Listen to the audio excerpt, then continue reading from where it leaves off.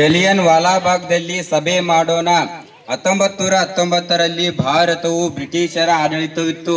ಜನರ ಅನ್ಯಾಯ ಹೆಚ್ಚಾದ ತೆರಿಗೆ ಮತ್ತು ಕಠಿಣ ಕಾನೂನುಗಳಿಂದ ತುಂಬಾ ಕಷ್ಟ ಅನುಭವಿಸುತ್ತಿದ್ದರು. ನಮಗೆ ಸ್ವಾತಂತ್ರ್ಯವೇ ಇಲ್ಲ. ನಮ್ಮ ಮಾತುಗಳನ್ನು ಕೇಳುವವರೇ ಇಲ್ಲ. ನಾವು ಒಟ್ಟಾಗಿ ಸೇರಿ ನಮ್ಮ ಹಕ್ಕುಗಳ ಬಗ್ಗೆ ಮಾತನಾಡಬೇಕು.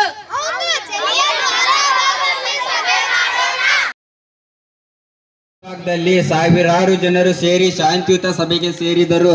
ಅಲ್ಲಿ ಮಹಿಳೆಯರು, ಮಕ್ಕಳು ಮತ್ತು ಹಿರಿಯರು ಇದ್ದರು. ನಮಗೆ ನ್ಯಾಯ ಬೇಕು.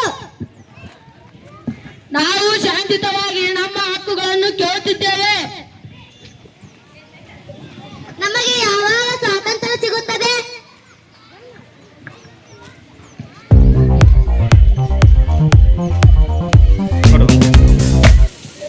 ಸೈನಿಕರೇ, ಎಲ್ಲ ದ್ವಾರಗಳನ್ನು ಮುಚ್ಚಿರಿ.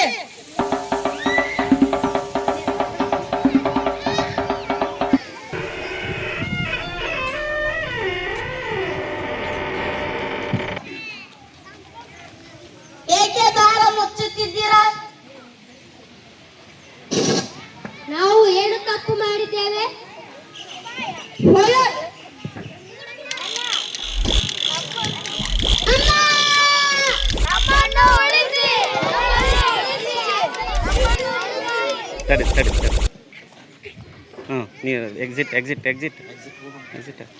ಆ ದಿನ ಅನೇಕ ನಿರಪರಾಧಿ ಜನರು ಪ್ರಾಣವನ್ನು ಕಳೆದುಕೊಂಡರು.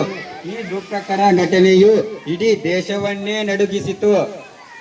ಇನ್ನು ನಾವು ಮೌನವಾಗಿರುವುದಿಲ್ಲ. ನಮಗೆ ಸ್ವಾತಂತ್ರ್ಯ ಬೇಕು. ವಂದೇ ಬೋಲೋ ಭಾರತ್ ಮಾತಾ ಕಿ, ಬೋಲೋ ಭಾರತ್ ಮಾತಾ ಕಿ. ಜಲಿಯನ್ ವಾಲಾಬಾಗ್ ಹತ್ಯಾಕಾಂಡ ಭಾರತ ಸ್ವಾತಂತ್ರ್ಯ ಹೋರಾಟಕ್ಕೆ ಹೊಸ ಶಕ್ತಿ ನೀಡಿತು. ಸ್ವಾತಂತ್ರ್ಯಕ್ಕಾಗಿ ಅನೇಕರು ತ್ಯಾಗ ಮಾಡಿದ್ದಾರೆ. ನಾವು ಅವರ ಹೋರಾಟವನ್ನು ಗೌರವಿಸಬೇಕು.